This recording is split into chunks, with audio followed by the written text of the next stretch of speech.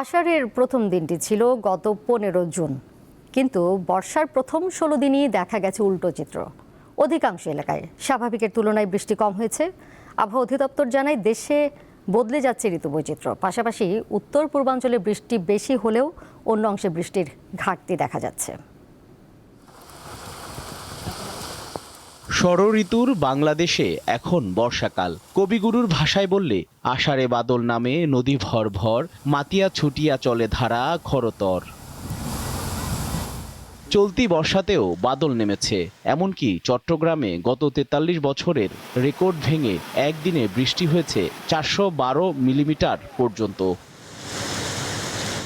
কিন্তু মৌসুমি বায়ু কি দেশের সব স্থানেই পৌঁছাতে পেরেছে? দেশের এক প্রান্তে যখন বৃষ্টি, তখন অন্য প্রান্তে কতটা ভিজেছে মাটি? আবহাওয়া অফিসের তথ্য বলছে, গত জুনে দেশে স্বাভাবিকের তুলনায় বৃষ্টি হয়েছে 30% কম, যা গত 7 বছরের মধ্যে সর্বনিম্ন। দীর্ঘমেয়াদী গবেষণা থেকে জানা যায়, বাংলাদেশে মে জুনে তাপমাত্রা দ্রুত বাড়ছে, সে সঙ্গে সংখ্যা বাড়ছে উষ্ণ দিনের। এবছর বর্ষার শুরুতে স্বাভাবিকের চেয়ে 30% বৃষ্টি কম হয়েছে। পরবর্তীতে বৃষ্টির পরিমাণ স্বাভাবিক থাকলেও এ ঘাটতি পূরণ হবে না। এর আগে 2019 সালে বর্ষায় বৃষ্টি কম হয়েছিল 35%। এবছরে কিছুটা অনেকটা অস্বাভাবিক এই কারণে যে ইনিশিয়ালি যে বৃষ্টি, বিশেষ করে প্রি মনসুনে বৃষ্টি অনেকটা বেশি হয়েছে, যে সময় বৃষ্টি হওয়ার কথা না, বিশেষ করে এপ্রিল মে। আবার দেখা যাচ্ছে পরে মনসুনে যে সময় বৃষ্টি হওয়ার কথা সেই সময় বৃষ্টি কম দেখা যাচ্ছে। এবছর বেসিক্যালি শুরু থেকে কিছুটা অ্যানোমালি ওয়েদার বিরাজ করছে। এই আবহাওয়াবিদ আরও জানান, জলবায়ু পরিবর্তনের প্রভাবে বর্ষার স্বাভাবিক ধরন বদলে যাচ্ছে।